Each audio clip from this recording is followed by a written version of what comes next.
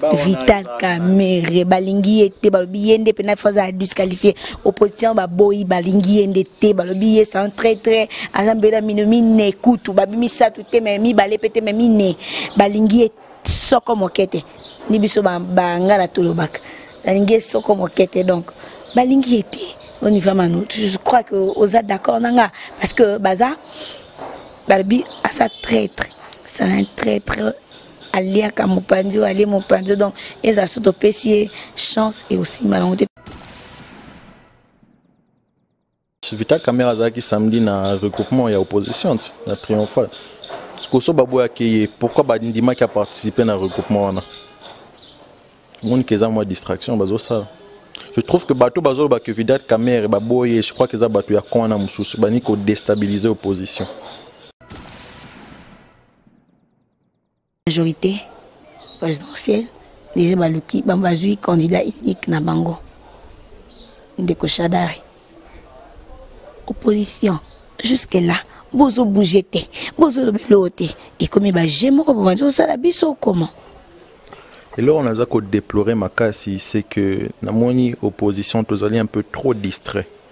Tous allés comprendre que tous allés qu'on déjà vers les élections. Je trouve qu'il y a seulement un groupe de personnes qui croient que Baza est opposant, vrai opposant. Moïse Katumbi, Balobi, Aza Congolais, tu en es sûr? Par rapport à Moïse Katumbi, il n'est pas congolais. Mais la question que je me pose, comment un Congolais peut diriger une institution de l'État comme le gouvernorat de Lubumbashi? S'il a eu à diriger cette institution, c'est que Azali congolais. Peut-être que vous allez dans le même cas. Être clair de peau ne signifie pas qu'on est étranger. Parce que tu es belé, clair de peau, mais congolais. À cause exemple, il y a le président Kengo. Il est clair de peau, mais c'est un congolais.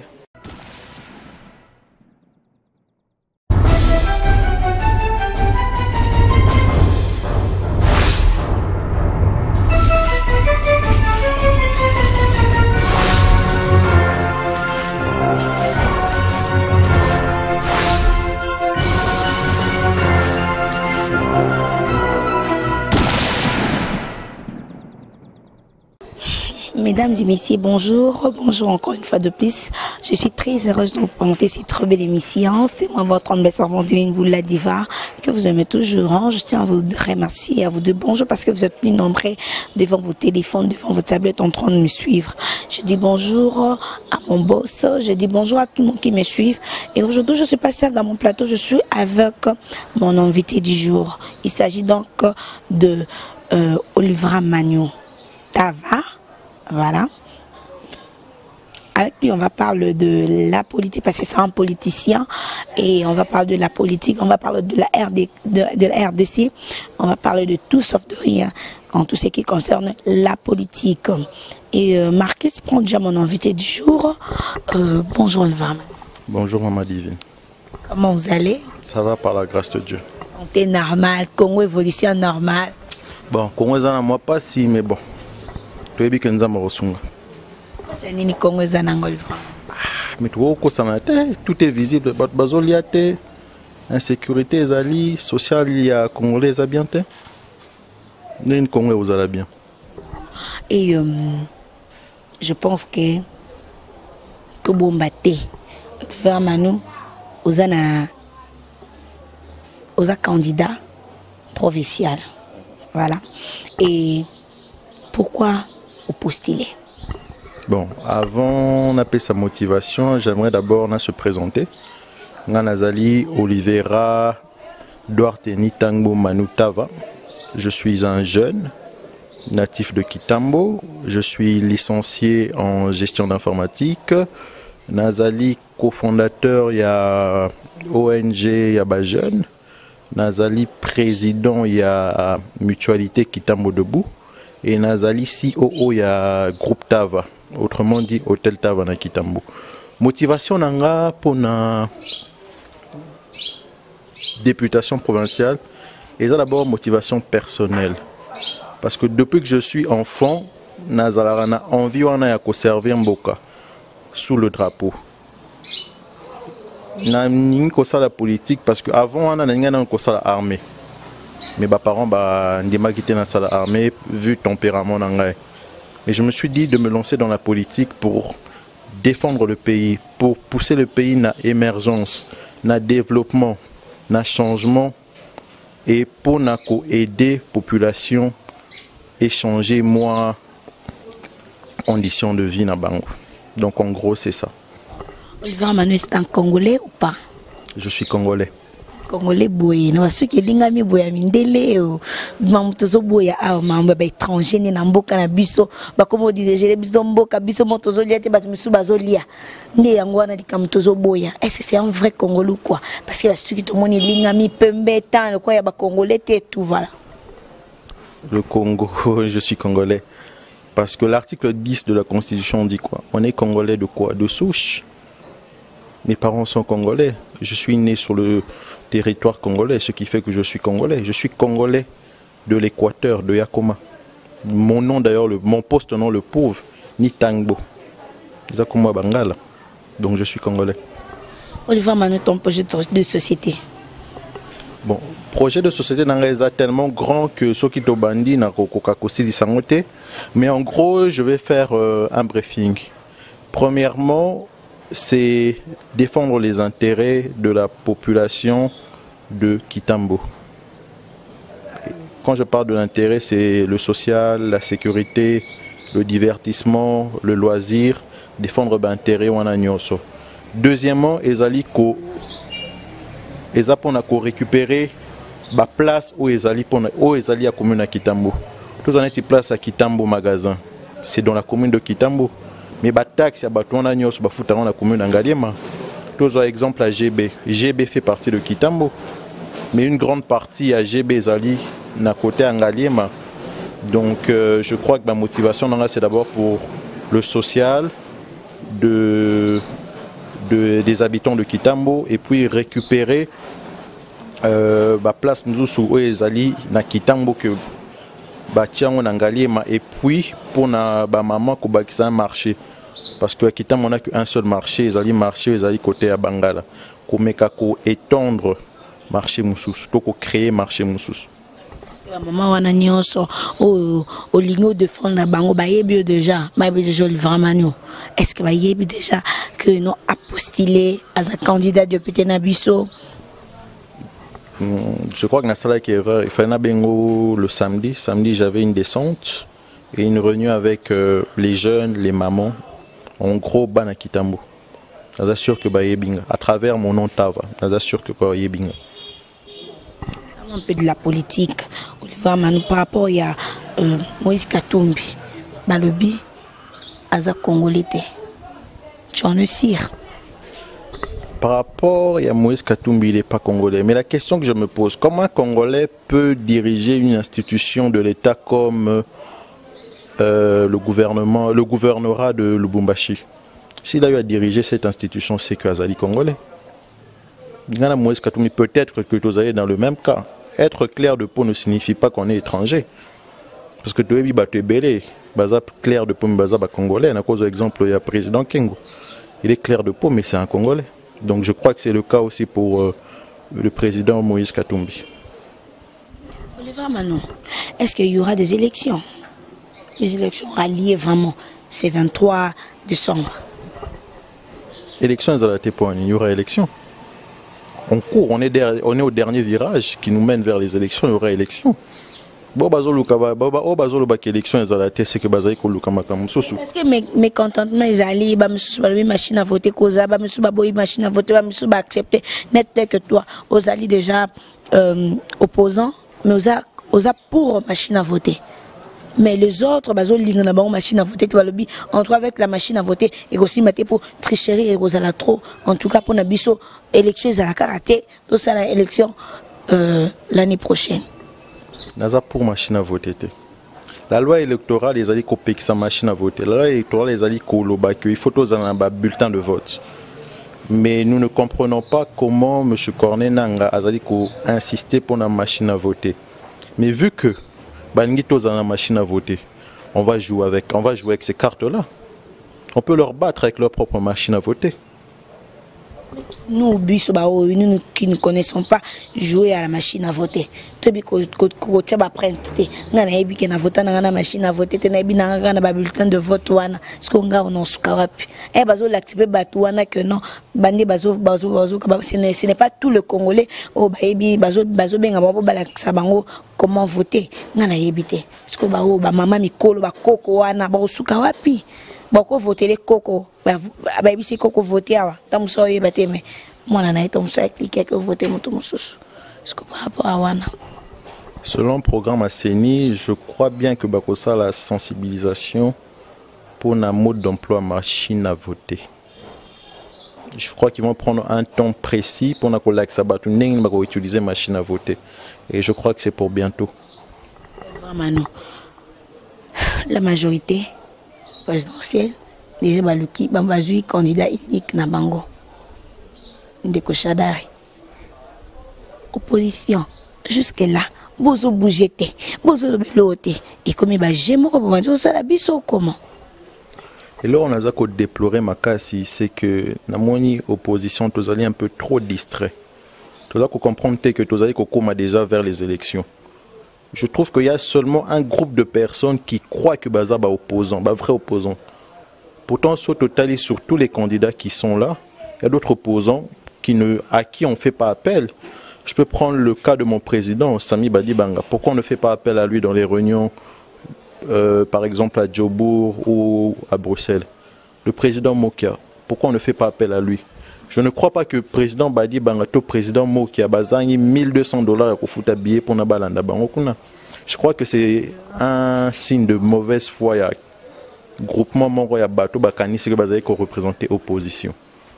Donc je crois que c'est un peu ça.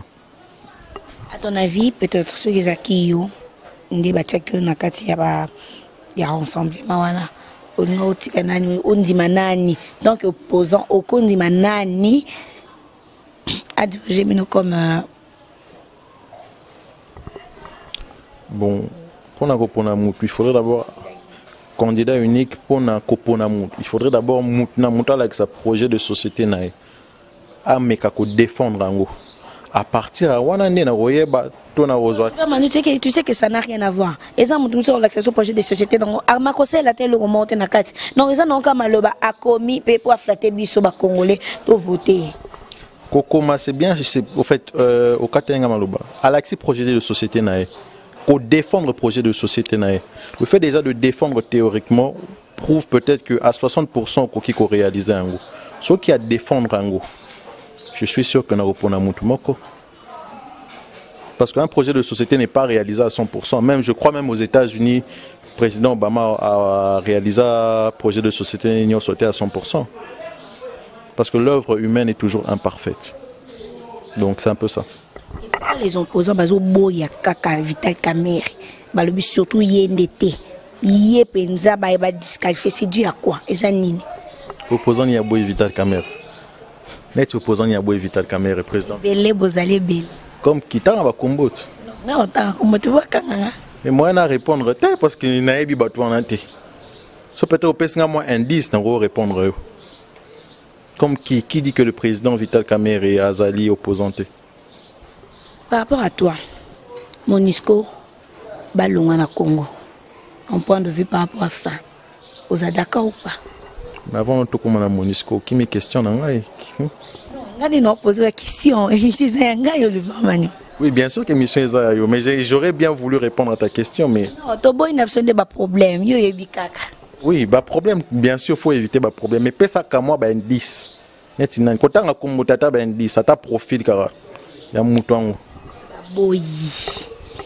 Vital Kamerhe balingi ete balobiyende pena faza disqualifié opposition ba boy balingi endete balobiye sans très azambela minomine kutu babimisa tout me mi balé pété me mine balingi soko mokete ni biso ba ngala tolobaka balingi soko mokete donc balingi ete on y va manu je crois que vous êtes d'accord nanga parce que baza balobi à ça traître c'est un traître aller à mon pandio, aller mon pandio, donc ils ont surtout payé chance et aussi malheureusement tant mais quand on paye ça un biseau Martin Fenkin bouffe Fadel House. Rolanda radio trottoir wanate. Bah soi-disant opposant baboye. À ce que je sache, Vital Kamerhe qui samedi na regroupement et opposition, na triomphal. Ce que so baboye accueilli, pourquoi Badindima qui a participé à regroupement wana? Mon keza moi distraction bazo ça. Je trouve que bateau bazo ba que Vital Kamerhe baboye, je crois que ça bateau ya kona mususu bani ko déstabiliser opposition. Pourquoi ya Monisco?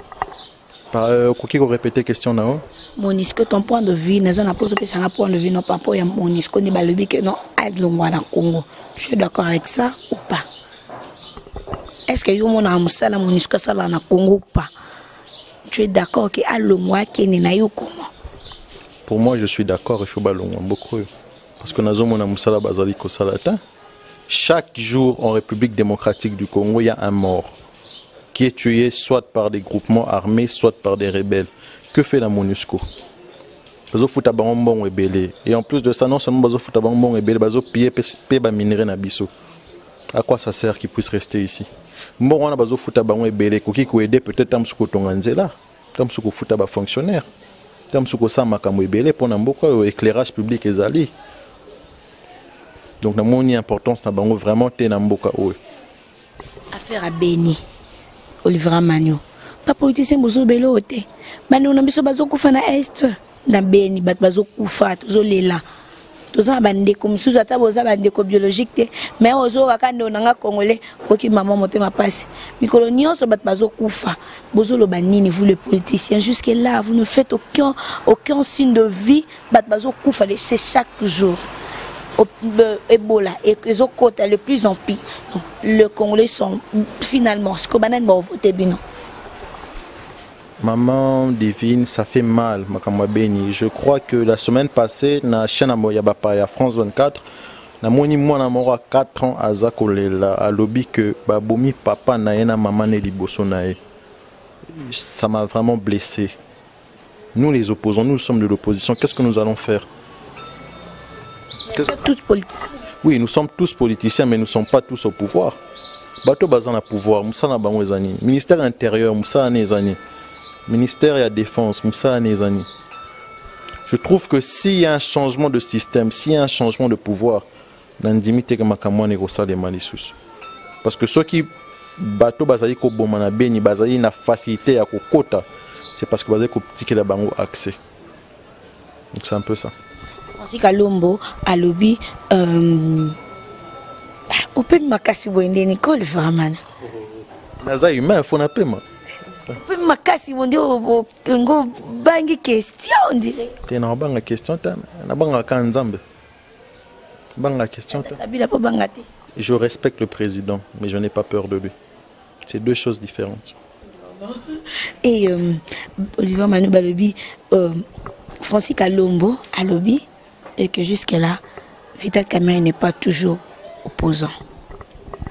Par rapport à toi, quand on a n'engagé, mais il ne faut pas s'engager, expliquer bien en détail, parce que bino boyebi politique, n'engagez pas bino boza ba politique, boza na katia politique, bino boyebi que non beaucoup ben ba réflexion, non n'engagé, boye ba réflexion na bino n'engagé, boye ba alobi on se dit à quoi né et puis c'est aloba yango. Biso to ebi biso ba jeu politique tendez zaka. Moi nous a contre Vital Kamerhe. Non c'est même pas ça. Je suis neutre moi je suis neutre. Parce que Zozong est président Vital. Bon, c'était juste pour rire. En gros, Francis Kalombo a lobby que Vital Kamerhe azali opposanté. Mais sûrement, il y a une motivation, il y a que Vital Kamerhe est opposanté. Comme je l'ai dit tout à l'heure, à preuve du contraire, Vital Kamerhe est un opposant. La preuve, Azala qui samedi na bandeko, Moussous pour Naba Solola na peuple par rapport à un projet opposition. Donc c'est un opposant. S'il déclare que Vital Kamerhe n'est pas un opposant, Alex Abisso a preuve. Ceux qui ont preuve, on est allé vraiment, il y a solo. Tout ça en sorte que le président Vital a une opposition. Par rapport au dauphin, ton point de vue par rapport au dauphin, si c'était toi qui étais Kabila, on a nani, on a proposé que nani a comme dauphin. Malheureusement, je ne suis pas le président Kabila. Malheureusement, mais si c'était toi, non, tu n'as pas si c'était Olivier Manu qui était Kabila. Tu allais accepter qui, tu allais approcher qui à comme de fin. Bon, ce qui n'a pas dit, profil à moko na moko. na yebi penza te si j'allais choisir qui. Ça sera vraiment difficile parce que bato maye les bazape mingi na majorité. Kupona mutu moko ça sera vraiment difficile. Maye ni bazan majorité. Bato maye les bazaye na majorité. Bon, pas na majorité na FCC. Je peux prendre l'exemple du professeur Bahati. C'est un intellectuel. Je peux prendre l'exemple de monsieur Jean-Lucien Boussa. C'est un intellectuel. Il y a plusieurs personnes. Vous avez intellectuel qu'on a. Tu viens de parler au début à Olobi que non, pas ces années Congo. Un intellectuel, un bâti pratiquer intellectualité nayo. Et ça aussi ça passe moi aussi ça moi problème où ils allaient dans la société. Moi je pense que c'est ça. Tu es d'accord avec moi non? Mais lorsqu'elle ne fait pas, ils ne sont pas intellectuels. Moi je pense. Si on attend deux personnes, on a ils allaient par rapport à Moussala Bassali, le gouvernement. Si je prends l'exemple de M. Jean-Lucien Boussa, la recette qui générait l'air qui ministre à plan et Mataki. En ce moment, il est ministre du commerce extérieur. La recette qui générée dans le ministère Naepe et Yakumata. Et c'est pareil pour le professeur Bahati. Jean-Lucien Boussa qui moi recette mon robot, mais l'air professeur Bahati la recette on a payé Mathilde Soussou.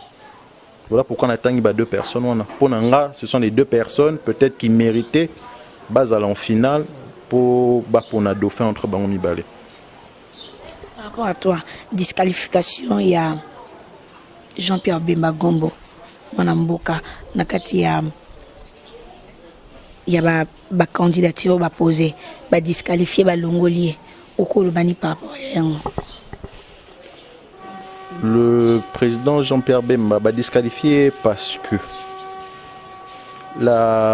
pour la cause de la candidat la présidentielle, il ne faut pas oser la frapper comment est-ce que je pourrais peine pénale.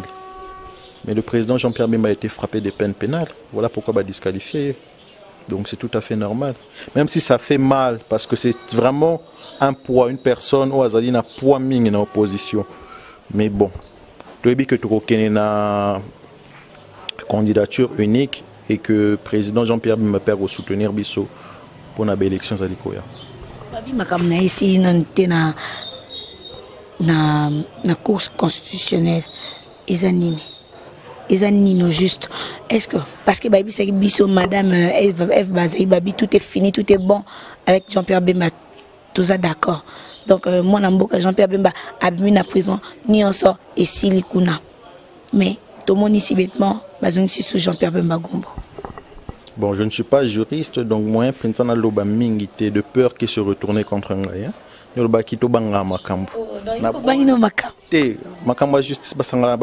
justice. Vu que je ne maîtrise pas vraiment le sujet, donc moi, je répondre au thé. Peut-être une émission de ça prochainement. Nako se ressourcer, nako luka information, ou on est nako répondre. Vraiment juste comme au Misabiso candidat unique, il y a opposition. On a ça qu'on a début l'émission. N'est tokoki ko bimisa candidat unique tant qu'il y a un groupe de personnes, mais ko kanisa que bango nde bazara bato opposition. Pourtant opposition ils allaient composer na bato belé. Ça banani. Boyebi bangote. Mais les personnes qui ont organisé le meeting samedi, il n'y a pas que eux qui sont comme opposition, qui sont comme opposants, pardon. Autant exemple comme il y a le président Sami Badibanga, c'est un opposant. Le président Moka, c'est un opposant. Mais pourquoi Bazaliko même solo l'ensemble afin que Baluka candidat unique.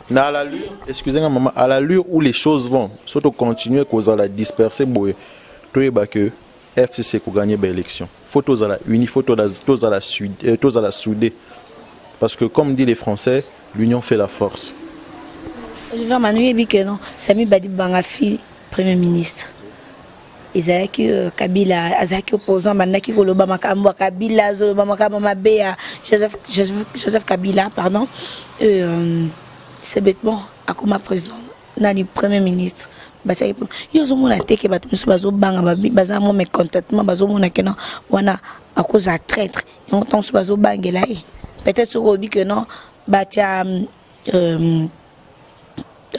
Mokia je peux être d'accord parce que moi qui a été toujours intact, il a toujours été exact dans ma carbonène toujours c'est un grand opposant à Mbokao, mais Sami Badi Banga néanmoins a Kenek déjà na côté à majorité. Toi tu vois pas que non, ils ont moi flou moi lourd moi besoin na yango pe bato mayele tel que Vital Kamerhe, tel que Félix Tshisekedi, tel que Martin Fayoulou, va comprendre que non, à cause elle a peut-être très disqualifié. Président Vital Kamerhe, ça n'a président Kabila. Au fait, je voulais en venir. Tout ça la politique sentimentée, tout ça la politique intelligente. Le président Sami Badi Banga a été Premier ministre. Pourquoi? C'est-à-dire par rapport à l'accord, il y a OUA. Le président Kabila a nommé Premier ministre. Si réellement il était de la majorité, il y a qui a signé l'accord, il y a FCC. Mais il a signé l'accord en AT. La preuve, comment l'ongolais garde. Si réellement il y a FCC, l'ongolais garde rapproché. Je ne crois pas. Pour dire que c'est un opposant. Bon, vous dites président Sami Azap Bozo Banga et bon président Mokia. Il n'est pas ça un président Kabila. Ça en a été. Je trouve qu'il y a peut-être une mauvaise foi de la part de certaines personnes dans l'opposition. Vraiment, tant que posant, est-ce que vous sentez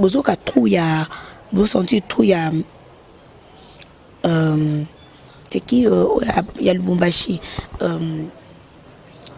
Moïse Katumbi Tchapwi, pardon. Qu'on sentir trop naïf, penza toujours sentir en côté parce que représentant naïf Zali Denis Sessanga, ensemble les alliés en opposition. Bazar qui peut samedi dans meeting il y a opposition. Pèse dans l'opposition, il pèse quand même. Mais est-ce qu'il y a un zaté bien sorti tek penda zaté? C'est pas qu'il pèse quand même, il pèse vraiment. Zaté quand même, il pèsera vraiment. Ata Zalité, mais parti dans les alliés, regroupement dans les alliés. Jean-Pierre Bemba aussi n'est pas là, mais son regroupement est là. Jean-Pierre Bemba a fait plus de 10 ans en prison, mais le MLC a continué à évoluer, le MLC est toujours fort. Donc il ne suffit pas seulement Moutoua Zalawana, il suffit juste d'être entouré des bonnes personnes, Bato Balingi, va défendre vision na yo.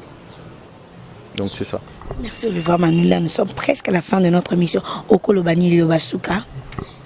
Nous voyons que tout se préparer, tout à la distraité. Le seul moyen pour une alternance politique est Salema, pour un changement est Salema, pour une émergence est Salema. Et ça tout qui n'a pas élection. Tout là n'a biloba loba batouté. Tout se concentrer sur les élections. Tout voter utile. Tout voter pour un polo. Tout voter pour un 1000 francs, pour un 2000 francs. Mais tout voter pour un premièrement projet de société. Deuxièmement pour un profil des candidats. Donc c'est ça. Est-ce que vous assurez qu'il y a un projet de société où étaler les bisons? Est-ce que au salé lango ils ont été comme divine poids na bureau non il faut par audience faut que les cas que ça la kabozong ça boy pour ne pas perdre temps sur rapport ya maman ou étant sur akufaki na kitambo azangaki bazangi moi ko kunai pour na lekepa nao et comme un problème. Est-ce que vous assure que au c'est la biso bolam na kitambo? En tout cas comme je l'ai dit au nyon sunangoloba. C'est un projet de société au Salema. Ceux qui n'ont même motion dans l'Assemblée et que l'équité dans la base. Dans la base, peut-être motion à boé et l'équité. Article moko la Constitution, on a besoin article on a dit que ça biso privilège il y a qu'on réclamer. Donc mis à la base, dans l'Assemblée provinciale, pour réclamer et je crois qu'après ça motion on est cause à la voter. Là, nous sommes à la fin de notre émission. On était avec Olivier Manu Tava. Oui, c'est notre invité du jour. Il est politicien. Il a postulé. Il sera député bientôt si Dieu le veut. Et on était avec lui. Avec lui, on a parlé de la politique. On a parlé de la RDC Congo. On a parlé de la Est. Comment à Béni. Comment la guerre se passe là-bas, hein? On a parlé de tout sauf de rien. Et merci parce que vous étiez plus nombreux à nous suivre, pardon. Restez branchés sur clebois.com. D'ici là, portez-vous bien. À la prochaine édition. Bye bye.